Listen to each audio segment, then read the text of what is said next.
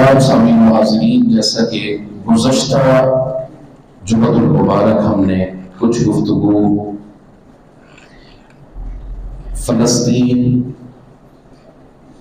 اور جو اسرائیل، بیسیکلی تو اسرائیل نقل ہے حضرت یعقوب علیہ السلام کا، تو کہنا تو بنی اسرائیل بھی چاہیے، لیکن اسرائیل جب کہا جائے تو اس سے مراد آپ بنی اسرائیل نہیں سمجھیں۔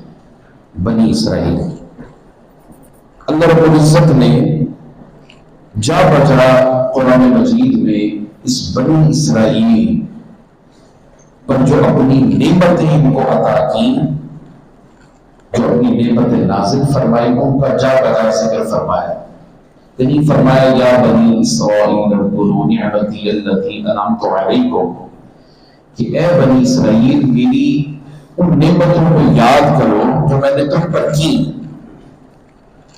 وَأَوْفُوا بِعَهْدِي أُوفِ بِعَهْدِكُمْ، اور جو وعدے تم نے اللہ کے ساتھ کیے اور جو اللہ نے تمہارے ساتھ کیے، یقیناً اللہ تو اپنے وعدوں کو پورا فرمانے والا ہے، لیکن انہوں نے اپنے وعدے پورے نہیں کیے۔ ایک جگہ فرمایا وَأَنِّي فَضَّلْتُكُمْ عَلَى الْعَالَمِينَ، ہم نے جہان والوں پر تمہیں فضیلت عطا کی۔ اب اس کی جو بیک گراؤنڈ تھی وہ میں نے آپ کے سامنے بیان کی، اس کا ایک چھوٹا سا خاکہ میں بیان کر دوں تاکہ جتنی گفتگو تھی اس سے پھر ہمارا ربط قائم ہو جائے۔ میں نے عرض کیا کہ حضرت ابراہیم علیہ نبینا علیہ السلام آپ جب تشریف لائے، مبعوث ہوئے، تو آپ کے دو بیٹے تھے، بڑے بیٹے حضرت سیدنا اسماعیل علیہ السلام اور چھوٹے بیٹے حضرت اسحاق علیہ السلام۔ یہ دو چشمے تھے، ایک چشمہ آگے بنی اسماعیل بنا اور دوسرا حضرت اسحاق علیہ السلام کی جو اولاد تھی وہ بنی اسرائیل، یعقوب علیہ السلام کی اولاد بنی اسرائیل بنی۔ بنی اسرائیل میں اللہ رب العزت نے اپنے پیغمبروں کو مبعوث کیا، جن میں حضرت یعقوب علیہ السلام، حضرت یوسف علیہ السلام، پھر حضرت زکریا علیہ السلام بھی تھے، ان کے بیٹے حضرت یحییٰ علیہ السلام بھی تھے، داؤد علیہ السلام تھے، ان کے بیٹے حضرت سلیمان علیہ السلام بھی تھے، اور پھر بالکل ایٹ دی اینڈ حضرت عیسیٰ علیہ نبینا علیہ السلام جب آپ مبعوث کیے گئے، آپ جب تشریف لائے، تو پھر بنی اسرائیل پر عیسیٰ علیہ السلام کی تشریف آوری کے بعد حجت تمام ہو گئی۔ اب چونکہ بنی اسرائیل میں اب کوئی نبی نیا آنے والا نہیں تھا، اب یہودیوں کے لیے ضروری تھا، بنی اسرائیل کے لیے ضروری تھا کہ وہ حضرت عیسیٰ علیہ السلام پر ایمان لائے، لیکن وہ ایمان نہیں لے کر آئے، حتیٰ کہ ان کو مصلوب کیا، سولی پر چڑھایا۔ یعنی انہوں نے اپنے ابھی بھی بائبل کا جو عقیدہ ہے اس عقیدے کے مطابق تو وہ انہوں نے سولی پر چڑھایا، لیکن جو قرآن کا عقیدہ ہے، قرآن کہتا ہے ما قتلوہ وما صلبوہ ولکن شبیہ لہم، کہ انہیں نہ تو قتل کیا گیا اور نہ ہی صلیب مصلوب کیا گیا، بلکہ وہ جو شخص تھا اس کو روپ دے دیا حضرت عیسیٰ علیہ السلام کا، اور وہ مغالطے میں آ کر صلیب اس شخص کو چڑھا دیا۔ اللہ رب العزت نے عیسیٰ علیہ السلام کو زندہ حالت میں آسمانوں پر اٹھا لیا۔ اب وہی حضرت عیسیٰ علیہ السلام بالکل آخری زمانے میں جب حضرت امام محمد مہدی علیہ السلام تشریف لائیں گے، جس وقت دجال کا خروج ہوگا، اس وقت حضرت عیسیٰ علیہ نبینا علیہ السلام دوبارہ تشریف لائیں گے۔ تو یہ ہمارا عقیدہ ہے۔ اب جب عیسیٰ علیہ السلام تشریف لے آئے، اب ان کے لیے اور کوئی راستہ نہیں تھا، وَجَاعِلُ الَّذِينَ اتَّبَعُوكَ فَوْقَ الَّذِينَ كَفَرُوا إِلَىٰ يَوْمِ الْقِيَامَةِ۔ اب وہ ایمان تو نہیں لے کر آئے ان پر، حتیٰ کہ انہوں نے نبیوں کے ساتھ بے ادبیاں کی، گستاخیاں کی، نبیوں کو قتل کیا۔ میں نے بتایا حضرت یحییٰ علیہ السلام کا سر اتار دیا، زکریا علیہ السلام کو درخت میں آپ تشریف لے گئے، درخت کو چیر ڈالا انہوں نے۔ یعنی نبیوں کو قتل کرنا تو ان کا وتیرہ تھا، معاذ اللہ، کہ ہمیں کون ہوتا ہے ہدایت دینے والا، کون ہے؟ یعنی نبیوں کے ساتھ اگر یہ سلوک ہوا تو پھر جب اللہ کا پیغام کوئی دیتا ہے یا کوئی تبلیغ کا کام کرتا ہے یا کوئی دین کا کام کرتا ہے یا قرآن کی بات کرتا ہے یا رسول اللہ صلی اللہ علیہ وسلم کی حدیث کی بات کرتا ہے، اب اس پر جب کوئی رکاوٹ آتی ہے، مزاحمت آتی ہے، ریزسٹنس آتی ہے، تو اس سے یہ نہ سمجھا کرو کہ یہ ہمارے ساتھ ہی کیوں، بھئی یہ تو وتیرہ شروع سے ہے لوگوں کا، وہ تو ریزسٹنس پیدا کریں گے، ہرڈلز پیدا کریں گے، رکاوٹیں پیدا کریں گے، مگر ہمارا کام کیا ہے؟ اللہ کے دین کو سر بلند کرنا۔ ایسا نہیں ہے، فرمایا جس نے الذین قالوا ربنا اللہ ثم استقاموا، جن لوگوں نے کہا ہمارا رب اللہ ہے، بس اس پر مصیبتیں شروع ہو گئی، تکلیفیں شروع ہو گئی، مزاحمتیں آئیں گی، اب کیا کرنا ہے؟ فرمایا ثم استقاموا، اب تم نے مضبوطی کے ساتھ ثابت قدم رہنا ہے۔ جو لٹتا ہے لٹ جائے، جو چھنتا ہے چھن جائے، کچھ برباد ہوتا ہے ہو جائے، مگر اللہ اور اس کے رسول کے پیغام کو مسلسل پہنچاتے رہنا، یہ ہماری ذمہ داری۔ پہلے ان کی ذمہ داری تھی، اور ان کا میں نے بتایا کہ مرکز کیا تھا؟ بیت المقدس، یہ مسجد اقصی۔ اچھا یہاں ضروری بات میں کرتا چلا رہا ہوں کہ یہ ہے ان کے لیے مرکز بنایا توحید کا، کہ وہ توحید کی بات کریں، ان کی ذمہ داریاں تھیں اللہ کے پیغام کو لوگوں تک پہنچائے، لیکن انہوں نے اپنی ذمہ داریوں کو جب پورا نہیں کیا تو پھر اللہ رب العزت نے وہ ذمہ داری دے دی بنی اسماعیل کو۔ وہ ذمہ داری کس کو دی؟ بنی اسماعیل کو۔ وہ کیسی ذمہ داری تھی؟ وہی حضرت ابراہیم علیہ السلام کی ہی اولاد ہے، اور ان میں نبی آخر الزماں تشریف لائے۔ اب جب نبی آخر الزماں تشریف لے آئے تو اب تو ہر کسی پر حجت تمام ہو گئی۔ پہلے تو عیسیٰ علیہ السلام کے بعد یہ گنجائش تھی نا کہ رسول اللہ صلی اللہ علیہ وسلم تشریف لائیں گے، اب حضور کے بعد تو کوئی چارہ ہی نہیں۔ اب اگر وہ اپنی نجات چاہتے ہیں یہود و نصارہ، تو ان کی نجات اس میں ہے کہ رسول اللہ صلی اللہ علیہ وسلم پر ایمان لے آئیں۔ اب ہماری نجات، ہماری بھی نجات ہے، ہماری نجات اس میں ہے کہ ہم اس دین کو آگے پھیلائیں۔ ہم کیا کریں؟ یہ جو کفار ہیں یریدون لیطفئوا نور اللہ بافواہہم، یہ اپنی پھونکوں سے چاہتے ہیں، وہ پھونکیں کیا ہے؟ وہ پھونکیں کیا ہے؟ اپنے جو روب دبدبے سناتے رہتے ہیں ہر وقت، ہم نے یہ بنا لیا، ہماری ایئر فورس یہاں تک پہنچ گئی، ہمارے بحری بیڑے اتنے بن گئے، ہمارے پاس اتنے ہتھیار ہیں، اتنے ایٹامک ہتھیار ہیں، اتنے میزائل ہیں ہمارے پاس، ہماری فوج کی تعداد اتنی بڑی ہے۔ یہ پھونکیں ہیں ان کی، اور وہ ان پھونکوں سے چاہتے ہیں کہ مسلمان دب جائے۔ لیطفئوا نور اللہ بافواہہم، اپنی پھونکوں سے اللہ کے چراغ کو بجھانا چاہتے ہیں۔ فرمایا اللہ واللہ متم نورہ، ارے تم جتنا چاہو چراغ بجھاؤ، مگر رب کائنات اپنے چراغ کو کبھی بجھنے نہیں دے گا، ہمیشہ جلتا رہے گا۔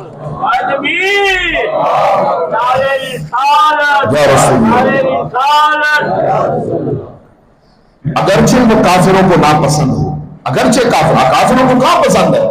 مسلمانوں کا اٹھنا، مسلمانوں کا جی اٹھنا۔ ارے تین بر اعظموں پر ہم نے حکومت کی ہے، سلطنت عثمانیہ شرق سے غرب تک۔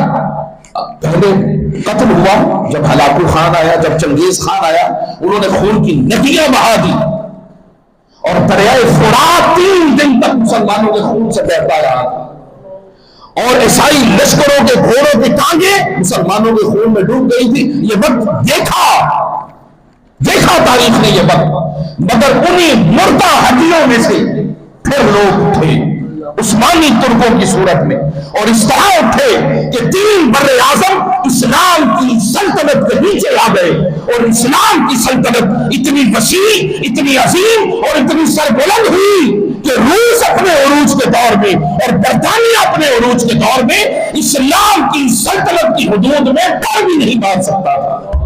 یہ عالم تھا ہمارا، مگر کمزور پڑ گئے۔ کیا ہوا؟ کمزور پڑ گئے۔ کمزور کیسے پڑے؟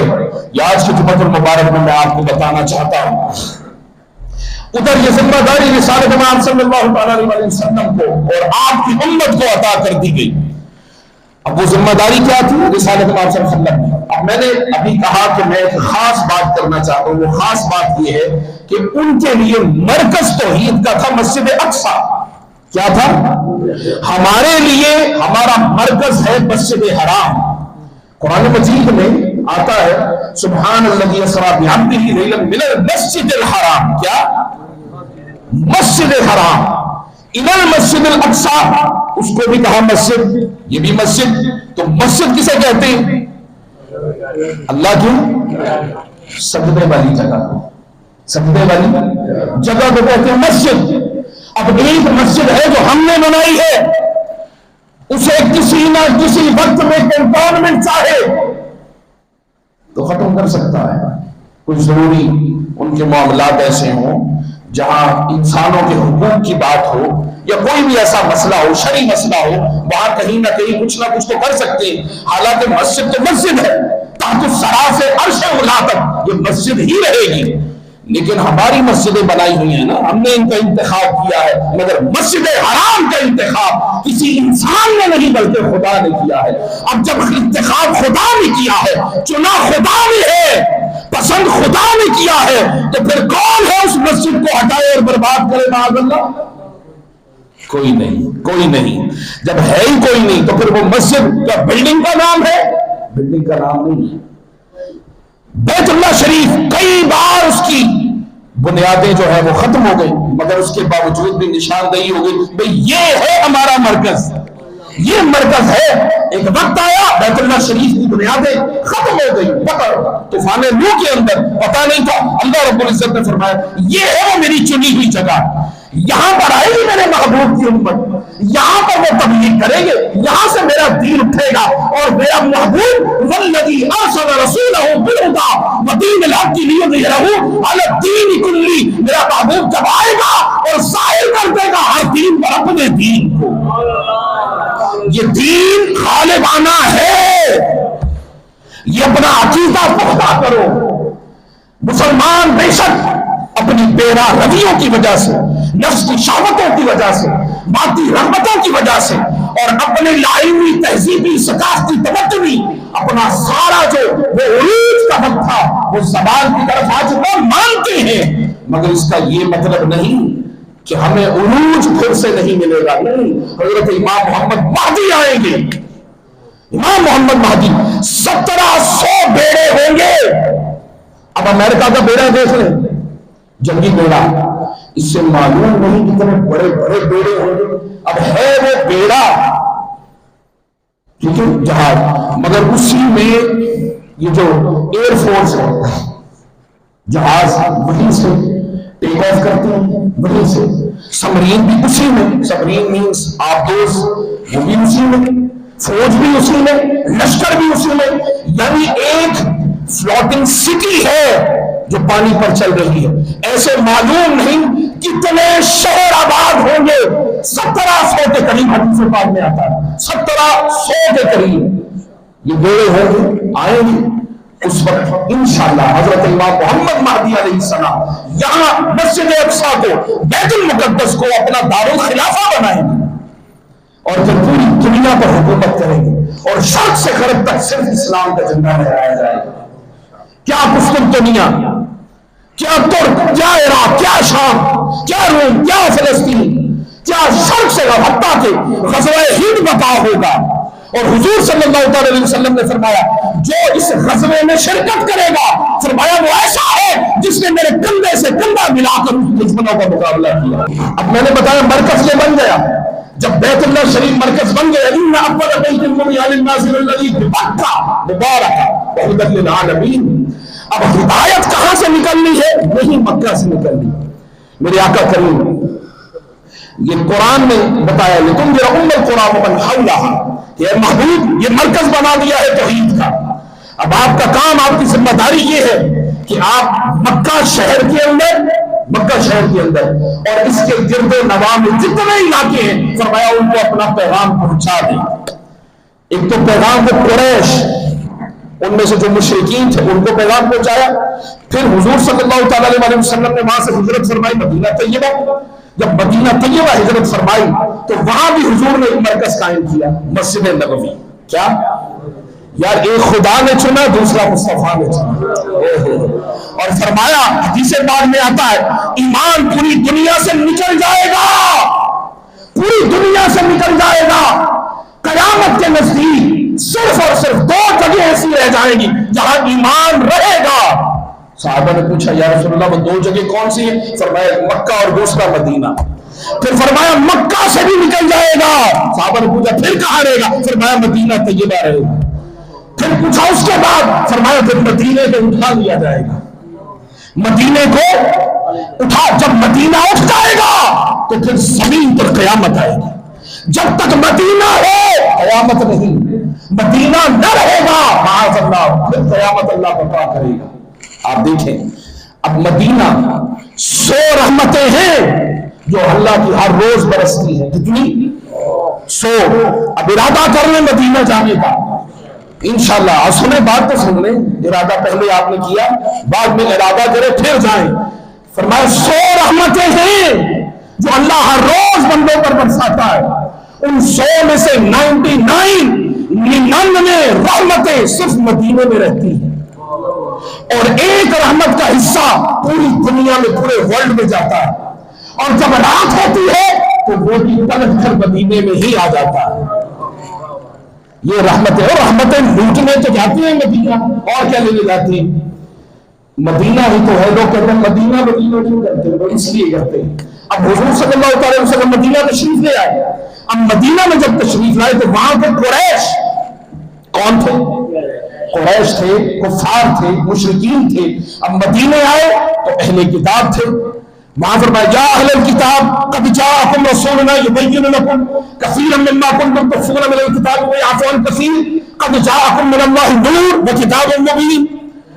اب یہ اہل کتاب کو اللہ رب العزت نے پیغام ہدایت سنایا اپنے محبوب کے ذریعے. اب جب پیغام سنایا اب یہ ہو گئی دو چیزیں. تیسری چیز حضور علیہ السلام نے اپنے وصال ظاہری سے 4 یا 5 سال پہلے مختلف سلاطین کو خط لکھے، خطوط لکھے. ان میں ساسانی سلطنت اور بازنطینی سلطنت تھی.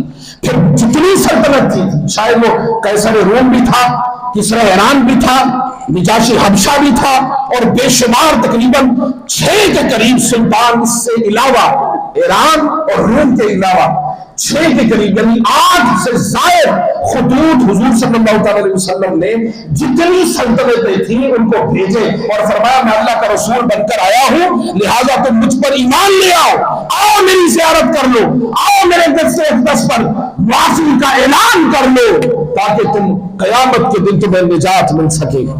اب حضور نے یہ پیغام پہنچایا. مکہ مرکز، مدینہ مرکز، اور پھر حضور نے خطوط بھیج دیے کہ اب میرے بعد نہ کوئی نبی آئے گا نہ رسول آئے گا، لہذا مجھے جان لو، پہچان لو. اب میرے بعد کیا آئے گی؟ قیامت ہی آئے گی. اب حضور صلی اللہ علیہ وسلم وہ پیغام جو حضور صلی اللہ علیہ وسلم نے لوگوں کو دیا، اب اس پیغام کی تکمیل کے لیے حضور کے صحابہ آئے اور انہوں نے مکمل کیا. حضور کا 23 برس کی حیات مبارکہ جو قرآن نازل ہوا کتنے سالوں میں ہوا؟ 23 برس میں. 10 سال مکہ کے اندر اور 13 سال مدینہ تک کے بعد 23 سال، اور اس کے بعد 2.5 سال کم و بیش 2.5 سال حضرت صدیق اکبر رضی اللہ تعالیٰ عنہ کی، اور 10 سال حضرت عمر فاروق رضی اللہ تعالیٰ عنہ کی. کتنے ہو گئے؟ 10 2 یہ لگائے صدیق اکبر کی 2.25 سال 12 اور حضور کے 23. سو میرے ورگے میتھ ہی اور ٹیچر بیٹھے ہوئے ہیں.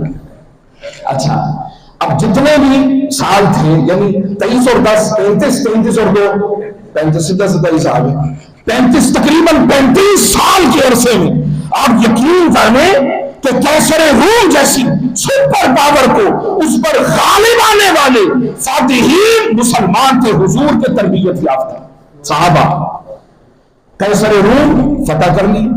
اب سیدنا عمر فاروق رضی اللہ تعالیٰ عنہ انہوں نے بھیجا حضرت ابو عبیدہ بن الجراح کو، اور انہوں نے حصار کیا یہ بیت المقدس کا.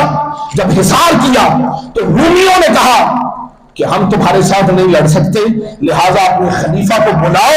حضرت سیدنا عمر فاروق رضی اللہ تعالیٰ عنہ گئے، انہوں نے بغیر جنگ کیے وہ سارے کا سارا حضرت عیسیٰ نے حضرت عمر رضی اللہ تعالیٰ عنہ کو ان کے حوالے کر دیا۔ اب اس طرح بیت المقدس ہمارے پاس آیا۔ حضور صلی اللہ تعالیٰ علیہ وسلم کے دور میں یہ دور حضور ہی کا دور ہے، صحابہ کا دور بھی حضور ہی کا دور ہے۔ اب اس دور میں بیت المقدس جب ہمارے پاس آ گیا تو پھر ان پر حکومت کس کی تھی؟ غالب کون آئے؟ فاتحین کون تھے؟ ہم تھے۔ اب یہ مرکز بن گیا، یعنی یہ فتح کرنے کے نتیجے میں بیت المقدس ہمارے پاس آئے۔ اس کی تاریخی مذہبی میں نے بتایا کہ تعلق جو ہے وہ یہودیوں کا بھی ہے۔ کیوں؟ اس لیے کہ انہوں نے تو یہاں پر زندگی گزاری تھی، اور داؤد علیہ السلام اور سلیمان علیہ السلام نے یہاں ہیکل سلیمانی بنایا، بڑا شاندار قسم کا معبد بنایا، عبادت کے لیے جگہ بنائی۔ اور حضرت عیسیٰ علیہ نبینا علیہ السلام، عیسائیوں کا اس کے ساتھ مذہبی تعلق یہ ہے کہ حضرت عیسیٰ علیہ السلام ناصرہ میں، یہ آپ کی جائے پیدائش تھی، وہاں سے آپ کوہ زیتون سے جب اترے تو آپ نے یہاں لوگوں کو تبلیغ کی، پھر یہیں پر حضرت عیسیٰ علیہ السلام کو مسلوب کرنے کی سازشیں کی گئی، اور حضرت مریم علیہ السلام ان کا وہ بھی ادھر ہی مدفون ہے اسی جگہ پر، اس لیے ان کے لیے بھی ایک بابرکت اور مقدس جگہ ہے۔ اسی کو ارض مقدس کہا گیا ہے۔ کیا کہا گیا؟ ارض مقدس۔ مگر ارض مقدس تو ہے ہمارے لیے بھی۔ ہمارے لیے کیسے؟ اس لیے کہ یہاں پر ہمارے آقا کریم صلی اللہ علیہ وسلم کو حضرت آدم علیہ نبینا علیہ السلام سے لے کر عیسیٰ علیہ السلام تک سارے انبیاء کا امام بنایا گیا ہے۔ آپ امام الانبیاء ہے میرے آقا کریم صلی اللہ علیہ وسلم۔ اب ایک تو یہ فضیلت اس مسجد کو کہ میرے آقا آئے ہیں، اس سے بڑی کیا فضیلت ہے کہ سارے نبیوں یعنی بتا دیا کہ وہ جو آنے والا تھا وہ آ گیا، اور جو جس کا بتا رہے تھے وہ پیچھے کھڑے ہیں، وہ پیچھے کھڑے ہیں، اور جو پیچھے کھڑے ہیں ان کا امام، ان کا رہنما، ان کا پیشوا محمد مصطفیٰ ہے صلی اللہ علیہ وسلم۔ یہ بتا دیا، پیغام دے دیا۔ اب حضور صلی اللہ علیہ وسلم دوسرا وہاں سے معراج کروائی گئی۔ یہی جو قبۃ الصخرہ ہے، میں نے پچھلی دفعہ بھی بتایا، گولڈن جو گنبد ہے اس پر تقریباً 30 ٹن کے قریب سونا لگا ہوا۔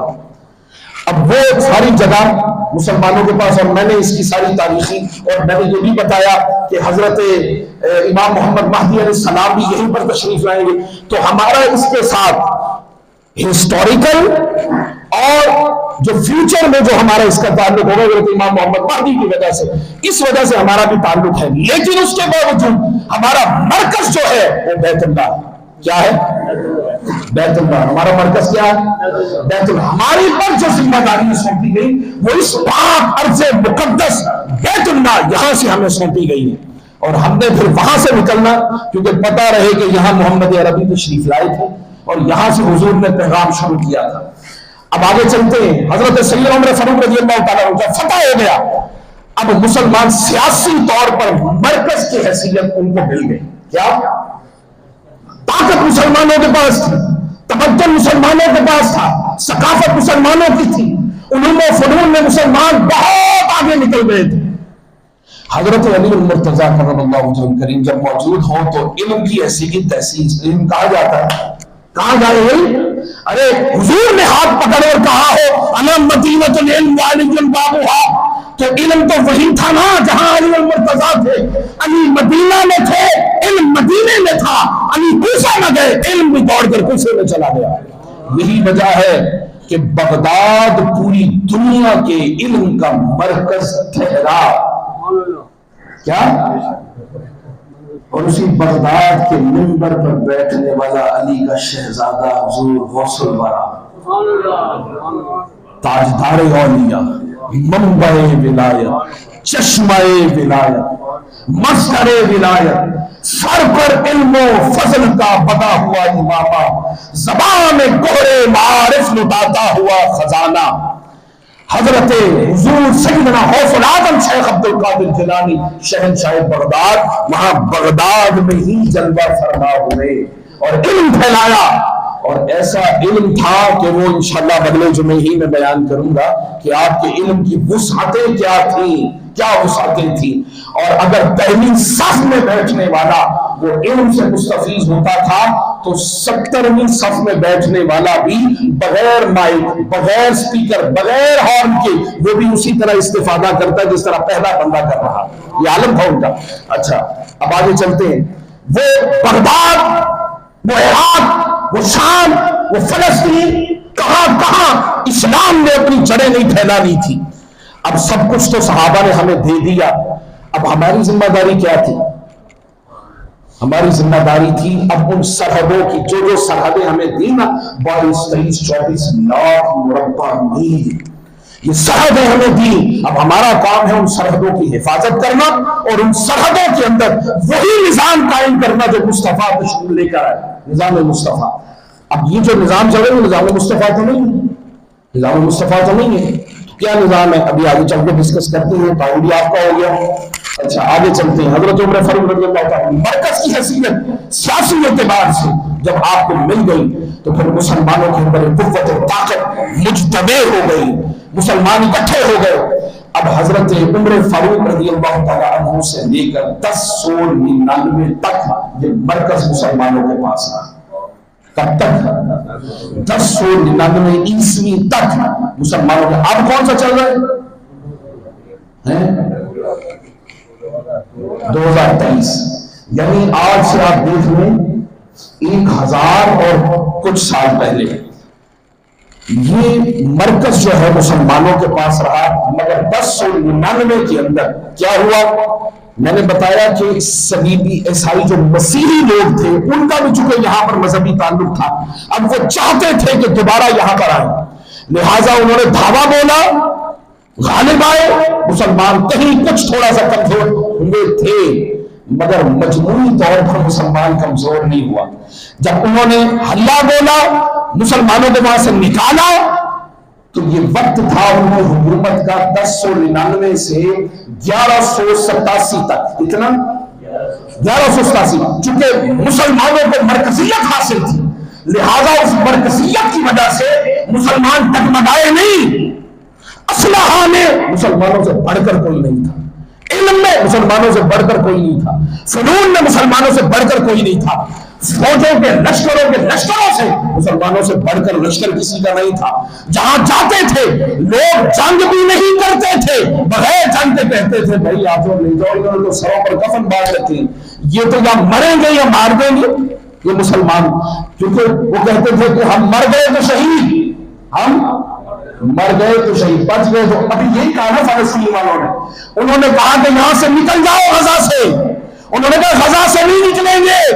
انہوں نے کہا اگر مر گئے تو شہید ہو گئے، اور شہید زندہ ہوتا ہے مرتا نہیں ہے، ہم نے جان نہیں تمہاری چھوڑنی یہاں سے. انہوں نے کہا ہم نے نہیں جانا.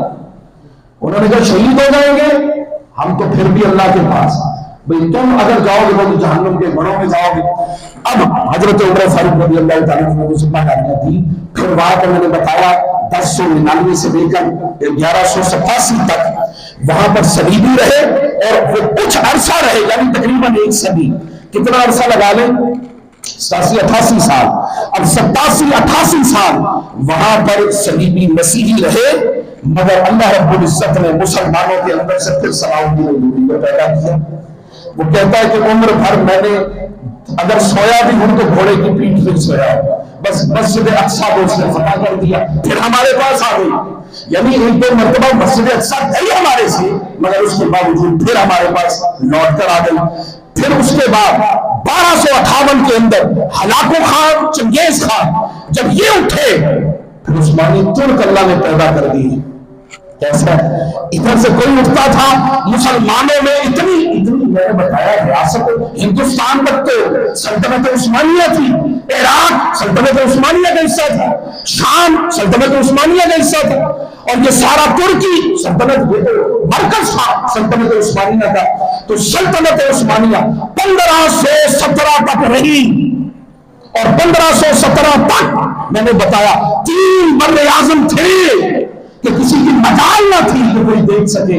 مگر افسوس کہ ہم کمزور سے کمزور تک آہستہ آہستہ اس محلال کا شکار ہوتے رہے، پستی کا شکار ہوتے رہے.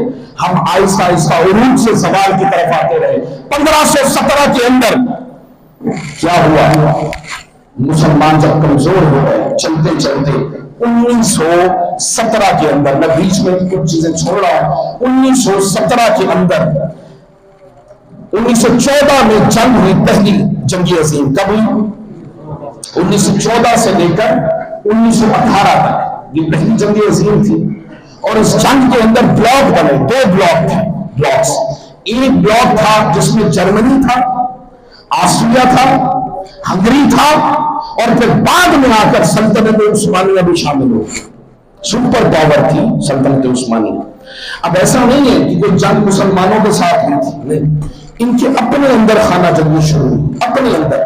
اب جرمنی، آسٹریا، ہنگری اور سلطنت عثمانیہ کی یہ لوگ سارے انہوں نے مل کر ایک بلاک بنایا، اور دوسری طرف برطانیہ تھا، اور برطانیہ کی سلطنت بھی بعد میں اتنی وسیع ہوئی کہ کہا جاتا ہے کہ برطانیہ وہ ہے کہ جس کی سلطنت میں کبھی سورج غروب نہیں ہوا، اتنی بڑی سلطنت انہوں نے بنا لی۔ لیکن اس سلطنت کا پھر نظام چلانا بھی مشکل تھا، وہ بھی آگے چل کر بیان کرتا ہوں۔ اب برطانیہ کا ساتھ دیا فرانس نے، اس کا ساتھ اس وقت جاپان نے بھی دیا، اور ساتھ جب امریکہ آ گیا تو پھر امریکہ نے مل کر مسلمانوں کا سلطنت عثمانیہ کو توڑا، اور پھر تحریک خلافت بھی یہاں بھی چلتی رہی، اور مسلمانوں کو سلطنت عثمانیہ ادھر جرمنی کا ساتھ دینے کی وجہ سے ہمیں ناکامی کا سامنا کرنا پڑا۔ جرمنی کا ساتھ دینے کی وجہ، اپنی جنگ میں کبھی نہیں ہارے تھے، غیروں کی جنگ میں کوئی دے ہار گئے۔ اب جب ہار گئے تو ادھر جنگ جاری تھی، پہلی جنگ عظیم، سمجھ آ رہی؟ ادھر پہلی جنگ عظیم جاری تھی، اس جنگ کے جاری رہنے کے اندر برطانیہ عربوں سے ملا، اور عربوں سے جا کر کہا ہم سلطنت عثمانیہ کو توڑ دیں گے اور تمہاری ریاست عربوں کی ریاست قائم کر دیں گے، لالچ دینا شروع کر دیا۔ ادھر عربوں کو لالچ مل گئی، اور سلطنت عثمانیہ جو ہے اس کو ختم کیا۔ انہوں نے اپنے وعدے پورے بھی کیے، برطانیہ نے عربوں کو دیکھا نہیں، یہاں پر پہلے ترکی تھے خدمت کر رہے تھے حرمین شریفین کی، اب کون کر رہا ہے؟ عرب کر رہے، ٹھیک ہے، ان کے ساتھ جو معاہدے ہوئے جو بعد میں پورے کیے۔ اسی طرح برطانیہ نے 1917 کے اندر، 18 میں جنگ عظیم ختم ہوئی، 1917 کے اندر انہوں نے یہودیوں کے ساتھ بھی یہ ایگریمنٹ کیا کہ اگر تم ہمارے ساتھ ملو گے، اور یہودی کیوں نہ ملتے؟ اس لیے کہ سارے بڑے اداروں میں برطانیہ کے اندر تھے ہی یہودی، جتنے عقل مند، جتنے ذہین، جتنے متدبر لوگ تھے وہ سارے کے سارے تو یہودیوں کے اندر تھے، اور وہ سارا کام کرنے والے تو برطانیہ کا، خدمت برطانیہ کی۔ برطانیہ نے کہا کہ ہم تمہیں ریاست دیں گے، اور وہ ریاست کون سی؟ اسرائیل ریاست۔ کون سی ریاست دیں گے؟ یہ پہلی جنگ عظیم جب ہوئی تھی تو اس وقت برطانیہ جب جنگ جیت گیا، تو جنگ جیتنے کے بعد انہوں نے یہ اسرائیل کی ریاست ان کو دی۔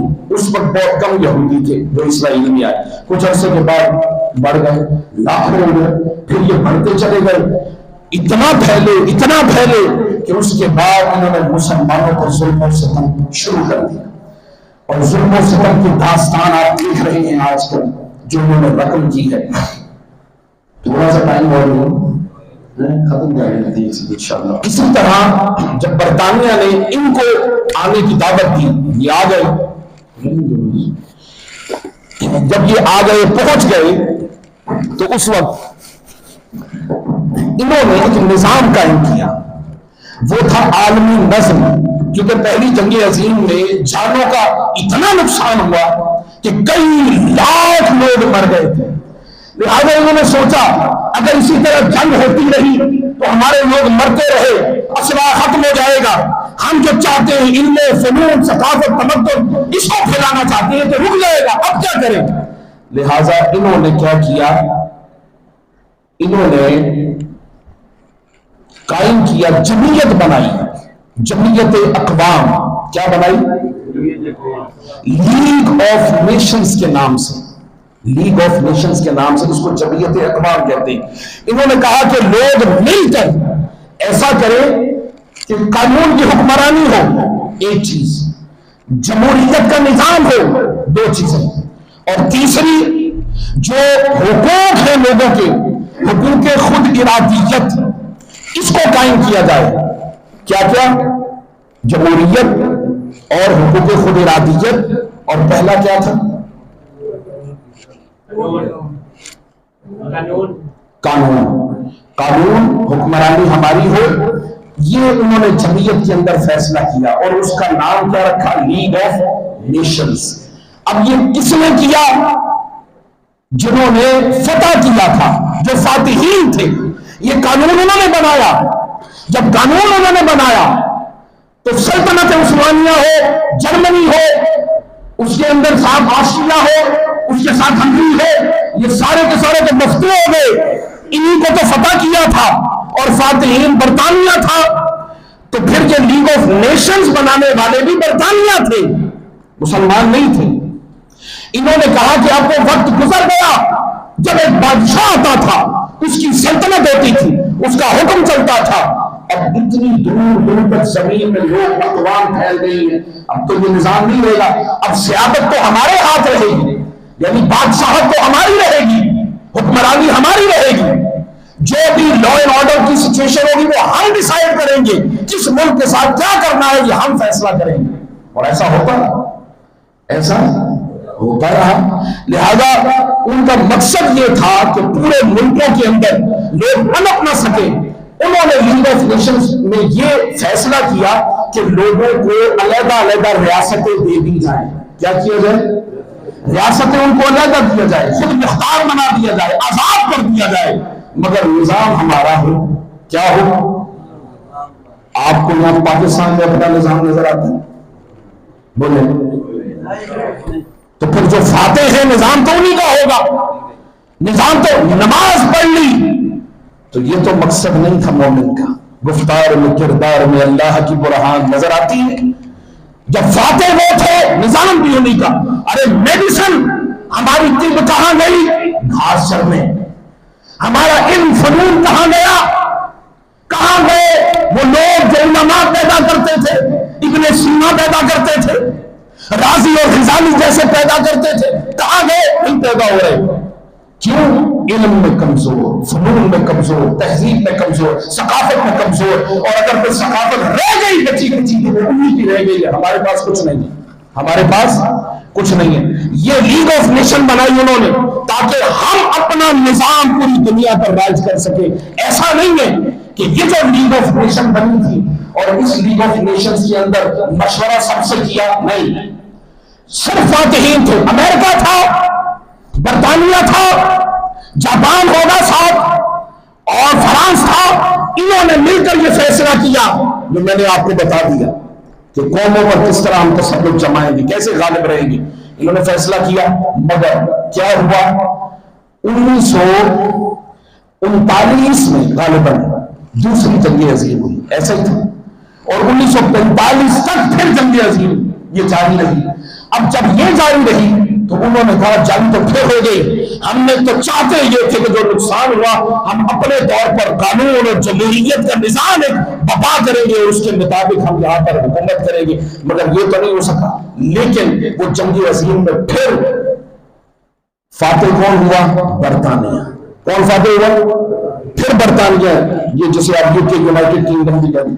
یہ جب فاتح ہو گیا تو اس کے بعد پھر انہوں نے ایک اور عالمی نظم کی ایک جماعت، ایک تنظیم بنائی، اس کا نام ہے UN۔ کیا ہے؟ United nation. پہلے لیگ آف نیشنز تھی، اس کی صورت میں جب دوسری جنگ عظیم ہوئی پھر یہ غالب آئے، پھر انہوں نے بنائی UN، یونائٹڈ نیشن۔ جب یہ بن گئی تو اب انہوں نے یہ فیصلہ کر لیا کہ اب پوری دنیا پر حکمرانی ہماری ہوگی، ہم جو چاہیں گے، اصول ہمارے ہوں گے، قواعد ہمارے ہوں گے، تہذیب ہماری ہوگی، تمدن ہمارے ہوگا، علوم و فنون ہمارے ہوں گے، مگر اس کی صورت کہیں پر آہستہ آہستہ نظم و نسق قائم کریں گے۔ یہی وجہ ہے نا، اب دیکھیں یہاں اسرائیل ہے اور فلسطین ہے، مگر مجال ہے کوئی اسلامی ملک اٹھ کھڑا ہو۔ ہم بیت المقدس کے لیے نہیں اٹھے، ہمارا مرکز تو بیت اللہ ہے، ہمارا مرکز تو بیت اللہ ہے، ہمارا مرکز تو مسجد نبوی ہے، سرکار دو عالم صلی اللہ علیہ وسلم کی بارگاہ۔ لیکن کوئی مسلمان دنیا میں کہیں بھی ہو، فرمایا المسلم اخو مسلم، مسلمان مسلمان کا بھائی ہے۔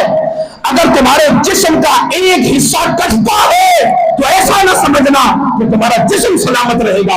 اگر ایک کٹا ہے تو دوسرا بھی کاٹیں گے, دوسرا کٹا ہے تو تیسرا بھی کاٹیں گے. لہذا اپنے اس کٹے ہوئے جسم کو بچانے کے لیے اٹھو اور ان بدبختوں کا انتقام لو ان سے. اب انتقام کی صورت کیا ہے؟ پاور میں تو ہے کوئی نہیں, سپر پاور ہے پاکستان, بولے نہیں ہے, محکوم ہے ہم, مفتوحوں کا یہ حال ہے ہمارا. کیا تمدن ہے, کیا تہذیب ہے. ذرا جائیں نا امریکہ, ذرا جائیں نا برطانیہ, جائیں نا یورپ, وہاں نظام ہے, ہر کسی ہر چیز کا نظام. ہمارے پاس پہنچنا, ہم مہینہ جنگ نہیں لڑ سکتے, یہ عالم ہے ہمارا. تو آپ جناب جذباتیت میں آ کر کے چلو جی کر دو جی کر دو جی کہیں. اب حماس نے جب اٹیک کیا تو ہم سے پوچھا تو نہیں تھا, کہ پوچھا تھا کیوں؟ مسلمانوں میں نے بتایا مرکزیت نہیں رہی. مرکزیت ہوتی تو اٹیک ہوتا تو سب کے مشورے سے ہوتا. ان اٹیکس کے پیچھے بھی کوئی بات تو ہے. جو فاتحین ہیں وہ پھر جو چاہے دنیا کے نظام کو جس طرح مرضی چلیں. لہذا آپ دعا یہ کریں کہ اللہ رب العزت اس نظام کو, اللہ پاک جو جنگ جاری ہے یہ کسی طرح جنگ بندی ہو. اب یقین جانیں کہ ہمارے پاس اتنی طاقت نہیں ہے, اتنی طاقت نہیں ہے کہ ہم ان کے مقابلے میں اٹھ کھڑے ہوں. اب وہ بات جو رسالت مآب صلی اللہ علیہ وسلم نے بدر میں کی, بھائی اس وقت تو رسول اللہ صلی اللہ علیہ وسلم موجود تھے, بنفس نفیس تھے, جنگ تو پھر بھی ختم نہیں ہو رہی تھی. حضور نے کئی دن آپ پکڑی ہے کہ جنگ ختم ہو گئی, بھائی خود سرکار تھے, میرے آقا کریم صلی اللہ علیہ وسلم تھے. اس وجہ سے تو حضور نے فرمایا نا, اے صحابہ تم اگر عمل کے 10 حصے ہوں اور ان میں سے 9 کرو اور 1 چھوڑو, قیامت کے دن اسے ایک کے بارے میں پوچھا جائے گا. اور ایک وقت ایسا بھی آئے گا کہ میری امت میں کچھ لوگ 10 حصے ہوں گے عمل کرنے کے, ان میں سے 1 کرے گی, 9 چھوڑ دے گی. فرمایا وہ جو 9 چھوڑے گی نا وہ 1 کرنے کی وجہ سے بخشی جائے گی. صحابہ نے پوچھا یا رسول اللہ وہ کیوں؟ فرمایا آج میں تمہارے اندر موجود ہوں, آج میں تمہارے اندر موجود ہوں. آقا کریم صلی اللہ علیہ وسلم. اب جو صورت ہے, اسلام کو پہلے مضبوط کرو, اور پہلے OIC اس کے اجلاس, یہ OIC بنی کیسے؟ یہ بھی وہی فاتحین نے بنائی, ٹھیک ہے. ان میں ایک بندہ تھا, اس کا نام تھا یہودا آلمرٹ. یہاں پہ میں نے بات چھوڑ دی, بس آخری بات کرنے لگا ہوں. یہودا آلمرٹ یہ 2006 سے لے کر 2009 تک یہ اسرائیل کا وزیر اعظم رہا. اس سے پہلے اسحاق رابین بھی رہا, پھر یہ بنا. جب یہ آیا یہودا آلمرٹ تو اس نے کہا کہ یہ جو یروشلم ہے اس کے 2 حصے ہیں, ایک مغربی جہاں پر یہ اسرائیل ہے, اسرائیل کے قبضے میں, ٹھیک, ایک ہے مشرقی, مشرقی تھا مسلمانوں کے پاس. اس نے 2006 میں کہا کہ مشرقی حصہ مسلمانوں کے پاس چلا جائے, یہی بیت المقدس ہے, یہی بیت المقدس ہے, اور جو مغربی حصہ ہے وہ سارے کا سارا یروشلم کا اسرائیل کے پاس جائے. اور جو قبۃ الصخرہ ہے, گولڈن جو گنبد ہے, وہ بھی چونکہ ہیکل سلیمانی وہاں بنانا ہے, لہذا ہم نے جو مذہبی یہودی ہیں ان کے ساتھ جو معاہدہ کیا, کمٹمنٹ ہے ہماری کہ ہم یہ ہر صورت میں 3rd ٹیمپل بنائیں گے. یعنی جو سلیمان علیہ السلام کے دور میں تھا اس کی بنیادیں یہیں پر موجود ہیں, یہیں سے ہم اٹھائیں گے.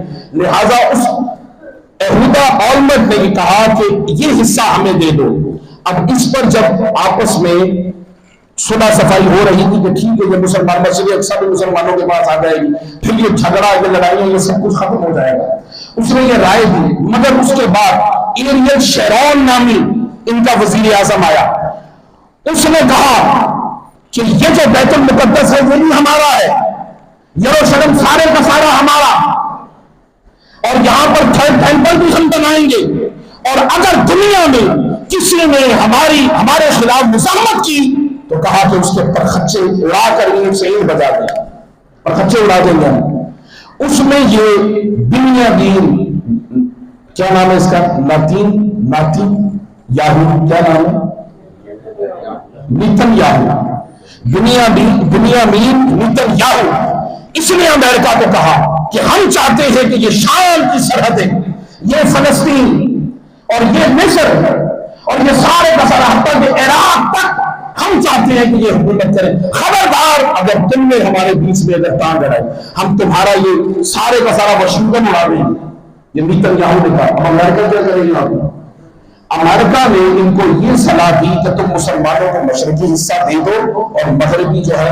اب یہ امریکہ بھی دوگلا پن کرتا ہے، باتیں اس طرح کی کرتا ہے صلح صفائی کی، اور بعد میں چڑھائی اسرائیل کے ساتھ مل کر مسلمانوں پر کر رہا ہے. یہ آپ سب دیکھ رہے ہیں. اور یہ حالت جو مسلمانوں کی سامنے آ رہی ہے، اس کا حل صرف یہ ہے، جنگیں حل نہیں ہوتی. یہ اپنے بچوں کے ذہنوں میں بھی آپ ڈال دیں. اس وقت دنیا میں جس چیز کی ضرورت ہے وہ ہے امن کی ضرورت. کس چیز کی؟ امن کی ضرورت ہے. امن کو قائم کیا جائے. تمام مسلمان ممالک سے ہماری گزارش ہے، درخواست ہے کہ آپ سب مل کر اگر کچھ کر سکتے ہیں تو خدا را امن کو قائم کریں، جنگ کو بند کریں. مسلمانوں کا قتل عام ہو رہا ہے. آپ کو کیا پتا کہ جہاں جنگ ہوتی ہے وہاں 100 سال تک پھر ترقی نہیں ہوتی. ہاسپٹل پر بم گرایا گیا، ہاسپٹل پر. ظاہری بات ہے جب آپ کریں گے تو مزاحمت میں وہ بھی 10 گنا کریں گے، کیونکہ وہ ہم سے زیادہ اسلحے میں طاقتور ہے. اب یہ تلواروں کی جنگ نہیں ہے، طاقت کی جنگ نہیں ہے، اب یہ اسلحے کی جنگ ہے. لہٰذا اس جنگ کو جتنا ممکن ہو سکے دعائیں یہ کریں کہ اللہ پاک کرے کہ وہ جنگ بند ہو جائے. اور اگر جنگ بند ہو جاتی ہے تو پھر امن کے لیے کوشش کریں. مسلمان ابھی متحمل نہیں ہے. ہاں اپنے اندر وہ خوبیاں پیدا کرو، علم کے میدان میں، سائنس کے میدان میں، ٹیکنالوجی کے میدان میں اپنی تہذیب، اپنا تمدن، اپنے علوم و فنون کو اتنا مضبوط کر لو کہ ایک ایسی ابھرتی ہوئی طاقت بن کر پھر غالب آؤ. جب تم فاتح ہو جاؤ گے، غالب ہو جاؤ گے، پھر حکمرانی بھی تمہاری ہوگی. مسلمان تو فاتح بن کر بھی، غالب آ کر بھی لوگوں کے ساتھ بھلائی کرتا تھا تاکہ امن سے ہر کوئی رہے. یہی وجہ ہے کہ ہم نے جب بیت المقدس مسجد اقصی کو جب عمر فاروق رضی اللہ تعالیٰ عنہ نے آزاد کیا تو اس وقت یہودیوں کو بھی اجازت تھی، سب کو، عیسائیوں کو بھی اجازت تھی کہ وہ آئیں، زیارت کریں، جتنا یہاں پہ ٹھہر سکتے ہیں ٹھہریں اور واپس چلے جائیں. کبھی کسی پر عمر فاروق رضی اللہ تعالیٰ عنہ سے لے کر سلطنت عثمانیہ کے آخر تک، جب تک یہ اسرائیل بن نہیں گیا اس وقت تک مسلمان ہر کسی کو پرسکون رہنے کی دعوت دیتے تھے. یہاں امن تھا، ہر جگہ امن تھا. اللہ پاک وہ امن پھر سے قائم کرے. اللہ رب العزت یہ جنگ جو ہے وہ ختم فرمائے تاکہ مسلمان آگے اپنے تہذیب و تمدن کو لے کر چلے. وما علینا الا البلاغ المبین.